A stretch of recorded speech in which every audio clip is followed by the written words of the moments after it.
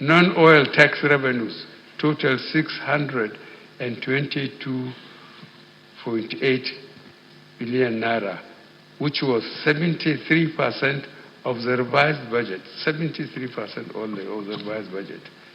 To improve independent revenue performance, I have directed that the cost profiles of government-owned enterprises should be scrutinized and limits imposed on their cost-to-revenue ratios.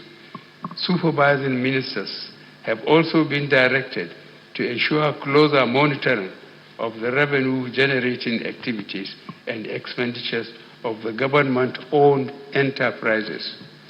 On the expenditure side, as at the end of July 2020, a total of 5.37 trillion naira had been spent as against the prorated expenditure of 5.82 trillion naira.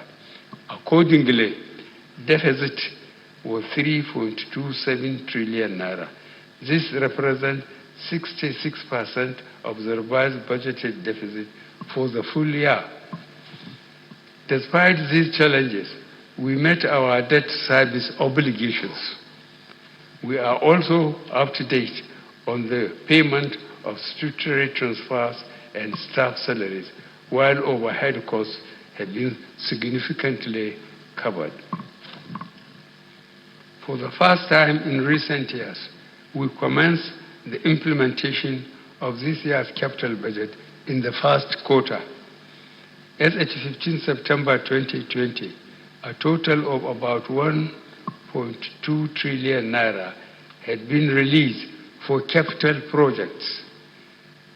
Every federal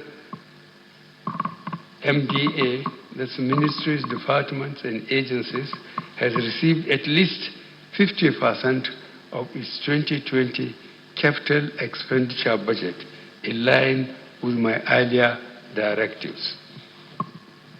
Let me emphasize that revenue generation remains our major challenge.